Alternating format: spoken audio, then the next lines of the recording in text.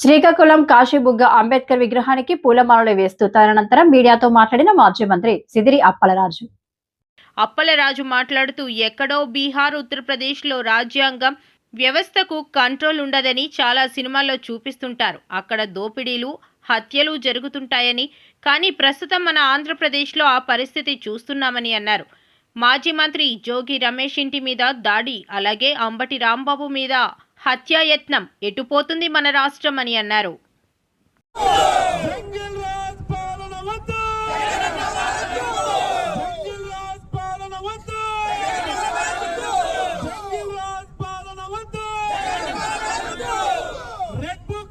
ఈరోజు పలాస నియోజకవర్గంలో వైఎస్ఆర్ కాంగ్రెస్ పార్టీ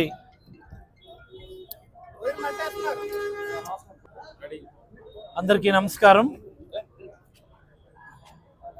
ఈరోజు రాష్ట్రంలో జరుగుతున్నటువంటి జంగిల్ రాజ్ పాలన, రాష్ట్రంలో జరుగుతున్నటువంటి ఆటవిక పాలన, ఈరోజు రాష్ట్రంలో రాజ్యాంగ వ్యవస్థల సమక్షంలోనే జరుగుతున్నటువంటి ఆటవికమైనటువంటి దాడులు మనందరం ఒక్కసారి గమనిస్తే, మన ఆధునిక భారతదేశంలో, స్వతంత్ర భారతదేశంలో మనం చిన్నప్పటి నుంచి కూడా అనేక మంది కథలుగా చెప్పేవారు, చాలా సినిమాల్లో చూపించేవారు. ఎక్కడో బీహార్లో రాజ్యాంగ వ్యవస్థలకి కంట్రోల్ ఉండదు, రాజ్యాంగ వ్యవస్థలకు అతీతంగా అక్కడ ఇష్టానుసారం దాడులు, అక్రమాలు, హత్యలు జరుగుతూ ఉంటాయి అని, బీహార్లోనో ఉత్తరప్రదేశ్లోనో అని.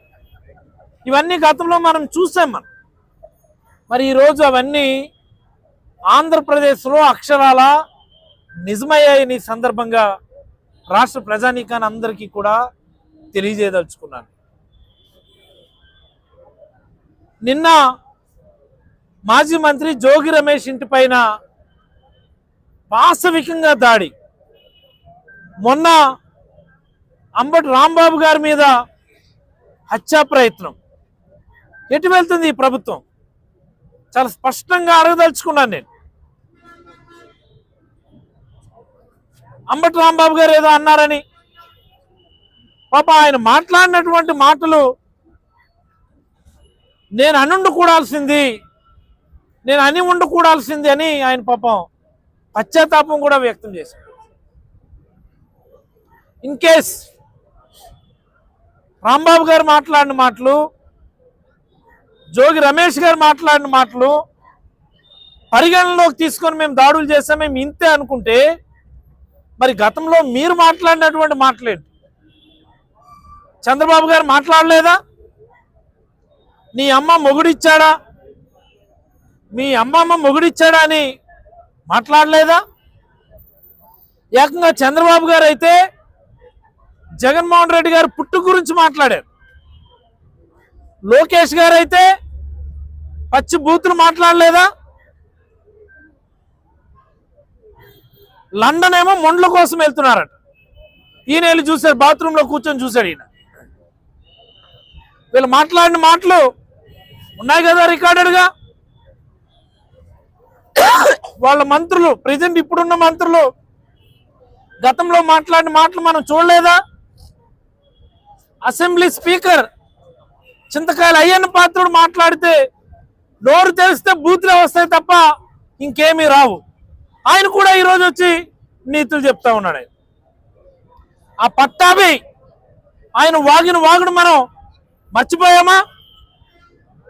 మరి ఇలాంటి అన్ని సందర్భాల్లో కూడా మరి గతంలో ఈ రకమైనటువంటి దాడులు, ఈ రకమైనటువంటి ఆటవిక రాజ్యమే ఈ రాష్ట్రంలో కొనసాగిందా అని నేను అడుగుతా ఉన్నాను. లేదే, ఈ రాష్ట్రం యొక్క బ్రాండ్ని పెంచాలి అంటే, ఏపీ బ్రాండ్ ఇమేజ్ పెరగాలి అంటే ఒక సెక్యూర్, ఒక స్టేబుల్, ఒక గవర్నెన్స్ అవసరం.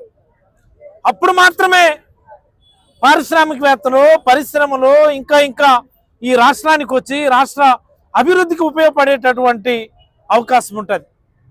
ఎక్కడుంది ఆ స్టేబుల్ గవర్నెన్స్? ఈరోజు ఎక్కడ చూసినా అరాచకం, ఎక్కడ చూసినా అక్రమ కేసులు, ఎక్కడ చూసినా దాడులు, ఎక్కడ చూసినా నిర్బంధం, నిరంకుశత్వం తప్ప ఏముందని నేను అడుగుతా ఉన్నాను.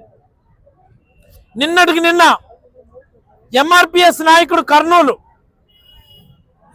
పీజే రమేష్ అనుకుంటా ఆయన పేరు, ఆయన పైన జరిగినటువంటి దాడి మన అందరం చూసాం. మనం ఎక్కడ కూడా ఈ రాజ్యాంగ వ్యవస్థలకి లా అండ్ ఆర్డర్, మహిళలకు రక్షణ లేదు, ఒక చిన్నారులకు రక్షణ లేదు, ఒక విద్యార్థులకు రక్షణ లేదు. ఇంజనీరింగ్ కాలేజ్ బాత్రూంలో కెమెరాలు పెట్టారు అంటే ఇంతవరకు కూడా ఆ కేసు అతిగతి లేనటువంటి పరిస్థితి. ఈ రాష్ట్రంలో ఒక మహిళ బహిరంగంగా ముందుకొచ్చి నాకు మోసం చేశారు, నాకు రేప్ చేశారని మాట్లాడితే కనీసం దానిపైన కేసులు పెట్టే పరిస్థితి, తిరిగి బాధితులపైనే కేసులు పెట్టేటటువంటి నీచమైనటువంటి సంస్కృతికి ఈ ప్రభుత్వం తెరతీసిందని చెప్పి ఈ సందర్భంగా రాష్ట్ర ప్రజానీకందరికీ నేనైతే గుర్తు చేయదలుచుకున్నాను. మరొక్క మారు రాష్ట్ర ప్రజానీకాన్ని అందరికీ కూడా నేను తెలియజేయదలుచుకుంటున్నాను. నేను జంగిల్ రాజ్ పాలన అంటే ఏదో కాదు, ఆటవిక పరిపాలన అంటే మరేదో కాదు.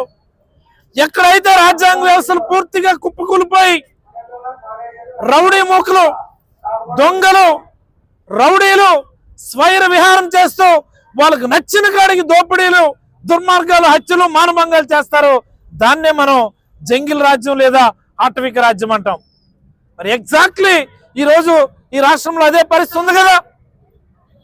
పోలీసుల సమక్షంలోనే మాజీ మంత్రులు ఇళ్ల మీద దాడి చేస్తారు, పోలీసుల సమక్షంలోనే మాజీ మంత్రులు కార్ల మీద దాడి చేస్తారు, పోలీసుల సమక్షంలోనే ఇల్లు తగలబెడతారు, పోలీసుల సమక్షంలోనే హత్యలు చేస్తారు. తిరిగి బాధితులపైనే కేసులు పెట్టి జైలుకు పంపించేటటువంటి పరిస్థితి ఉంది. వాళ్ళ మాటల వల్లే ఇలాంటి పరిస్థితి వచ్చిందని ఎవడో మాట్లాడి, ఇప్పుడు అదే చెప్తున్నాను నేను. ఈ మన నియోజకవర్గ ఎమ్మెల్యే శిరీష్ గారు ఈవిడ ప్రతిపక్షంలో ఉన్నప్పుడు ఆవిడ మాట్లాడిన మాటలు మన అందరం మర్చిపోయామా? ఎంత నీచాతి నీచంగా మాట్లాడగలరో అంతకంటే నీచంగా మాట్లాడుతుంది ఈవిడ. జనరల్గా మనం ఎవరైనా నీచంగా మాట్లాడినప్పుడు ఏంటి ఇంత నీచంగా మాట్లాడుతున్నారని అనుకుంటాం మనం. అంతకు మించి ఆవిడ నీచాతి నీచంగా మాట్లాడగలదు ఆవిడ. ఈ రోజు కూడా అలాగే మాట్లాడుతుంది, ఏమాత్రం ఆవిడ పద్ధతిలో మార్పు లేదు. మొన్న ఎప్పుడు వైసీపీ కార్యకర్తలు, నాయకులు బాస్టర్స్ అనుకొని తిట్టింది. ఏంటి బాస్టర్స్ అంటే నాకు అర్థమవుదు.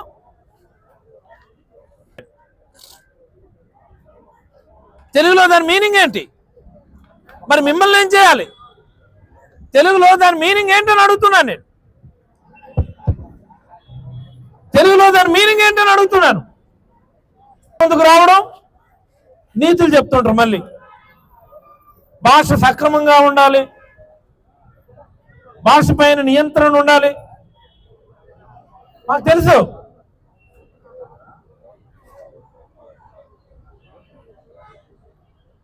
మరి దానికి నిరసనగా ఈరోజు పలాస నియోజకవర్గంలో వైఎస్ఆర్ కాంగ్రెస్ పార్టీ నాయకులు, కార్యకర్తల ఆధ్వర్యంలో అంబేద్కర్ విగ్రహానికి పూలమాల వేసి, మరి రాష్ట్రంలో రెడ్ బుక్ పేరిట, రెడ్ బుక్ రాజ్యాంగం పేరిట జరుగుతున్నటువంటి అరాచకాలకు అడ్డుకట్ట పడాలని, అంబేద్కర్ రాసినటువంటి రాజ్యాంగాన్ని, భారత రాజ్యాంగాన్ని మళ్ళీ రాష్ట్రంలో పునరుద్ధరించాలని డిమాండ్ చేస్తూ, ఈ రాష్ట్రంలో మళ్ళీ అంబేద్కర్ రాజ్యాంగం కావాలి అంటే, భారత రాజ్యాంగం మళ్ళీ పునరుజ్జీవం కావాలి అంటే రాష్ట్రపతి పాలన, గవర్నర్ పాలన ఒక్కటే దానికి పరిష్కారమైన వైఎస్ఆర్ కాంగ్రెస్ పార్టీ అయితే భావించడం జరుగుతా ఉంది. చంద్రబాబు పట్టు లేదని ఎందుకు అంటున్నానంటే, ఈరోజు ఐఏఎస్లు, ఐపీఎస్లు కూడా ఈ రెడ్ బుక్ పరిపాలనకి బాధితులుగా మిగిలిపోయినటువంటి సందర్భం మనం చూస్తున్నామా. ఏ రాష్ట్రానికైనా పెట్టుబడులు రావాలి అంటే పొలిటికల్ ఇన్స్టెబిలిటీ పక్కన పెడితే అట్లీస్ట్ ఎగ్జిక్యూటివ్ బాడీలో అయినా ఆ స్టెబిలిటీ ఉండాలి. ఎగ్జిక్యూటివ్ బాడీ అంటే అఖిల భారత సర్వీస్, ఆల్ ఇండియా సర్వీసెస్ సంబంధించి ఆ ఎగ్జిక్యూటివ్ బాడీలో కూడా ఇన్సెక్యూరిటీ క్రియేట్ చేసినటువంటి ఘనత చంద్రబాబు గారిదని ఈ సందర్భంగా తెలియజేయదలుచుకున్నాను నేను. ఒక్క ఐఏఎస్ లో ఆ సెక్యూర్ ఫీలింగ్ ఉందా? ఈ రాష్ట్రాన్ని, నా రాష్ట్రాన్ని నేను అభివృద్ధి పదంలో తీసుకొని వెళ్ళాలి, ఎంత రిస్క్ అయినా భరించి ఈ రాష్ట్రాన్ని ముందుకు తీసుకొని వెళ్ళాలన్నటువంటి భావన ఒక ఐఏఎస్ లో, ఐపీఎస్ లో ఈ రోజు ఉందా? ఈ పరిపాలన వల్ల ఎప్పుడు ఎవరిని బాధ్యతలు చేస్తారో తెలియదు, ఎప్పుడు ఎవరిని ట్రాన్స్ఫర్ చేస్తారో తెలియదు, ఎప్పుడు ఎవరిని జైలుకు పంపిస్తారో తెలియనటువంటి పరిస్థితి ఎగ్జిక్యూటివ్ బాడీలో కూడా తీసుకొచ్చినటువంటి దౌర్భాగ్యం మొట్టమొదటిసారి ఈ ఆంధ్రప్రదేశ్ జంగిల్ రాజు పరిపాలనలోనే మనం చూస్తా ఉన్నాం. మనం ఎలా వస్తాయి రాష్ట్రానికి పెట్టుబడులు? మీరు సరదాగా వెకేషన్కి వెళ్ళడానికి దావోస్ టూర్ ఉపయోగపడుతుంది తప్ప ఈ రాష్ట్ర అభివృద్ధికి, ఈ రాష్ట్ర ముందుకు వెళ్ళడానికి మీరు చేస్తున్నటువంటి దావోస్ టూర్ పనికి రావడం లేదని నేనైతే గుర్తు చేయదలుచుకున్నాను. నేను మీరు చేస్తున్న దాడుల వల్లే ఈ రాష్ట్ర బ్రాండ్ ఇమేజ్ అధోపాతాలానికి పడిపోతుంది. అందుకనే చివరికి మీరు ఫ్రీగా భూములు ఇస్తున్నా సరే ఏ పారిశ్రామికవేత్తలు ఈ రాష్ట్రానికి రావడం లేదని చెప్పి సందర్భంగా ఈ ప్రభుత్వానికి నేనైతే గుర్తు చేయదలుచుకున్నాను. నేను గవర్నర్ గారు ఈ విషయం పైన దృష్టి పెట్టాలి. ఈ ఆటవిక పరిపాలనకి ఎండ్ కార్డు వేసి గవర్నర్ పరిపాలన ఖచ్చితంగా తీసుకొని రావాలని డిమాండ్ చేస్తూ ఈ రోజు మరొక మారు అందరం నినాదాలు చేద్దాం. అంబేద్కర్ రాజ్యాంగం వద్దు, అంబేద్కర్ రాజ్యాంగం వద్దు, అంబేద్కర్ రాజ్యాంగం వద్దు, అంబేద్కర్ రాజ్యాంగం వద్దు, అంబేద్కర్ రాజ్యాంగం వద్దు, అంబేద్కర్ రాజ్యాంగం వద్దు. జంగల్ రాజు పాలన అంతమందాలి, అంతమందాలి, అంతమందాలి, జంగల్ రాజు పాలన అంతమందాలి, అంతమందాలి, అంతమందాలి. వైఎస్ఆర్ కాంగ్రెస్ పార్టీ నాయకులపైన దాడులు ఖండించాలి, ఖండించాలి, ఖండించాలి, వైఎస్ఆర్ కాంగ్రెస్ పార్టీ నాయకులపైన దాడులు ఖండించాలి, ఖండించాలి, ఖండించాలి, ప్రశ్నించే గొంతుకులపైన దాడులు ఖండించాలి, ఖండించాలి, ఖండించాలి. శాంతి భద్రతలు నశించాయి, నశించాయి, నశించాయి, రాష్ట్రంలో శాంతి భద్రతలు నశించాయి, నశించాయి, నశించాయి. అంబేద్కర్ రాజ్యాంగం పునరుద్ధరించాలి, పునరుద్ధరించాలి, పునరుద్ధరించాలి. అంబేద్కర్ రాజ్యాంగం పునరుద్ధరించాలి. వద్దు, జగనన్న పాలనే ముద్దు. ఓకేనా? జంగిల్ రాజ్ పాలన వద్దు, జంగిల్ రాజ్ పాలన వద్దు, జంగిల్ రాజ్ పాలన వద్దు, జంగిల్ రాజ్ పాలన వద్దు, రెడ్ బుక్ రాజ్యాంగం వద్దు, రెడ్ బుక్ రాజ్యాంగం వద్దు, రెడ్ బుక్ రాజ్యాంగం వద్దు, ఆటవిక పాలన వద్దు, ఆటవిక పాలన వద్దు, ఆటవిక పాలన వద్దు. చంద్రబాబుకి బుద్ధి రావాలి అని